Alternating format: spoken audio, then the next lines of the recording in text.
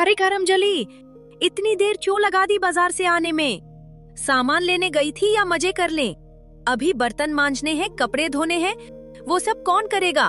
तेरी कोई छुट्टी नहीं है, समझी? अभी करती हूँ माँ। खबरदार, मुझे माँ कहने की जरूरत नहीं है। अपनी असली माँ को तो जन्म लेते ही मार डाला तूने। अब क्या मुझे भी मरवाएगी? जा जा अंदर जाके सारे काम निपटा जल्दी। थोड़ी देर बाद अन्नू का छोटा भाई सोनू सोकर उठता है। अरे सोनू बेटा, आज तो तुम जल्दी उठ गए। जरूर पेट में चूहे कूद रहे होंगे ना। बताओ आज मेरी जान क्या खाएगा? हाँ माँ, मुझे बहुत तेज भूख लग रही है। अरे ओ अन्नू, कहाँ मर गई? देख, तेरा भाई उठ गया है और तू अब तक काम भी पूरा नहीं कर पाई। खाना बना क्यों नहीं अब तक? अन्नू डरते हुए आंगन में आती है। माँ, मैं अभी बना देती हूँ, बस थोड़ा काम रह गया था। हर बार यही बहाना, जब देखो तब काम अधूरा। तुझे शर्म नहीं आती? चल जा रसोई में, गरम पराठे बना मक्खन लगाकर। और हाँ, दूध में मलाई डालना मत भूल जाना, मेरे बेटे के लिए है। अन्नू रसोई में जाती है और खाना बनाती है। क्या मेरी जिंदगी में कोई भी ऐसा है जो मुझे समझे, मुझसे प्यार करे? वो खाना तैयार करती है, थाली में पराठे सजाती है और सोनू के सामने रख देती है। सोनू खाने लगता है। सारा काम निपटाकर थकी हुई अनु जब रसोई का आखिरी बर्तन धोकर रखती है, वो बिना कुछ कहे आंगन से निकलती है और घर के पास वाले पुराने पीपल के पेड़ की छां में जाकर टूटे पत्थर पर चुपचाप बैठ जाती है।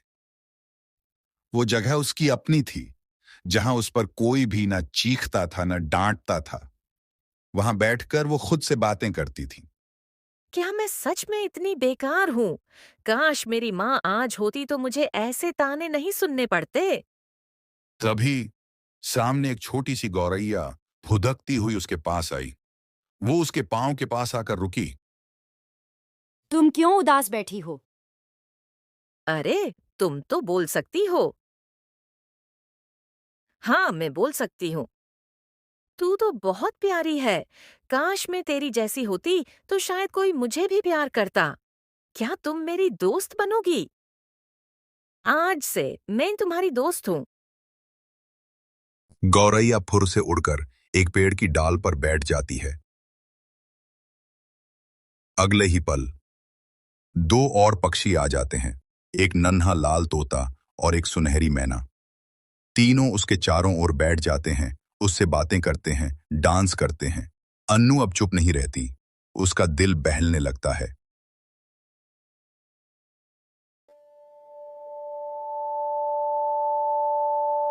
अन्नू अब हर रोज उन्हें दाने डालती और बची हुई रोटी के टुकड़े भी डालती। वो तीनों फुदक फुदक कर खाते हैं, उनके पंखों की फड़फड़ाहट से जैसे अन्नू के जीवन को नई हवा मिल रही हो। अन्नू अब थोड़ा खुश रहने लगी। रविवार का दिन था। अन्नू ने सुबह से लेकर दोपहर तक पूरे घर की साफ सफाई की, आंगन में झाड़ू लगाया, खिड़कियां पोंछी, हर कोना चमका दिया। उसे उम्मीद थी कि शायद आज माँ उसकी तारीफ कर दे, शायद एक बार तो कहे, अच्छा किया बेटा। जैसे ही सुनीता घर में दाखिल हुई, उसने इधर उधर देखा।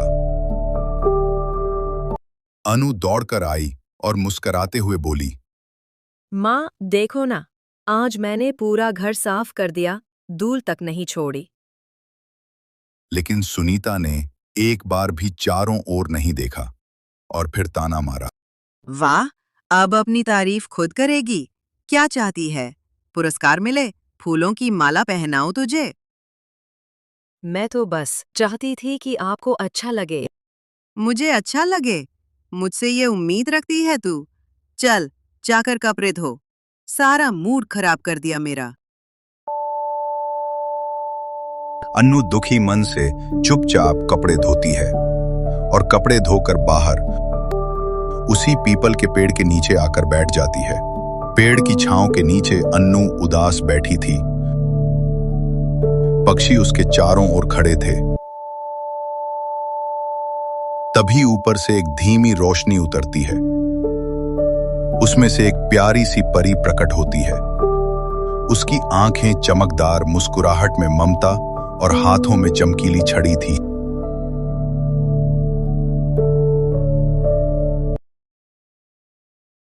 अनु, क्या हुआ? तुम उदास क्यों हो? तुम कौन हो? मैं सोनपरी हूँ, परीलोक से आई हूँ।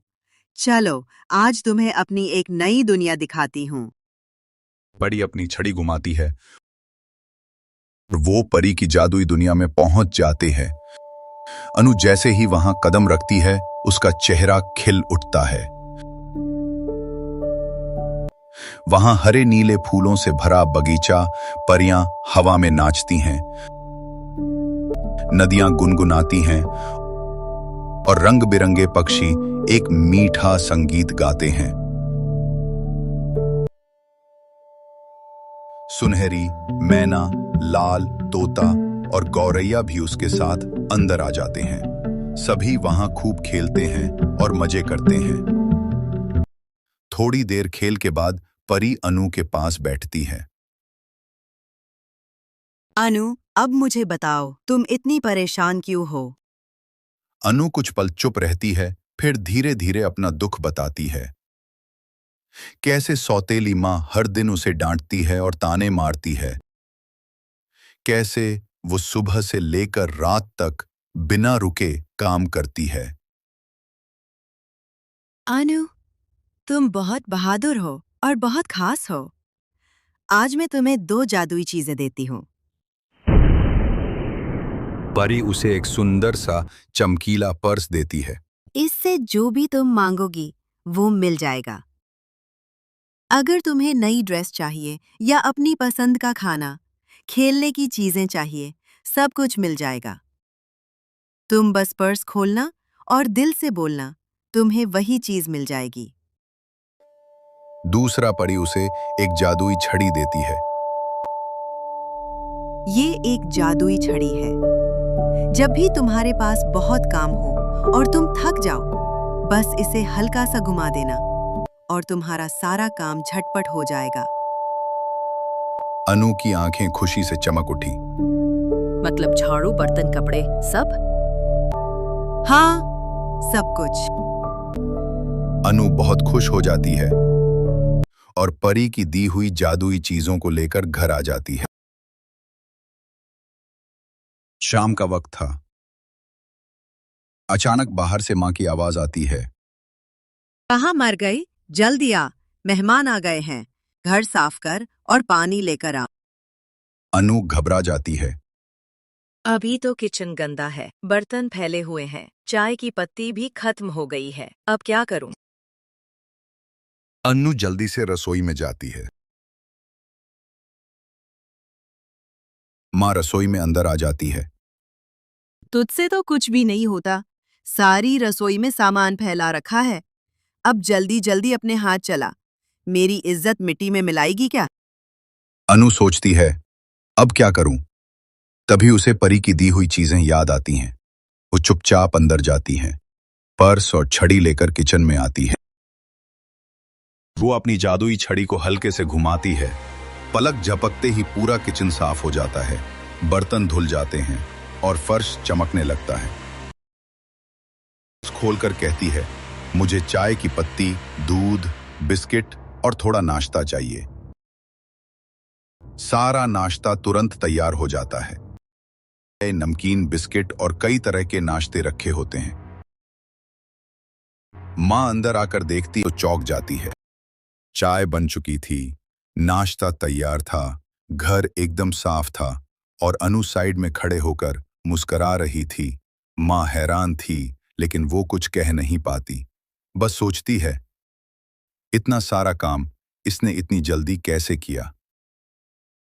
अन्नू मुस्कुराती है। अन्नू अब अपना सारा काम आसानी से कर लेती है और अब वो खुश रहती है।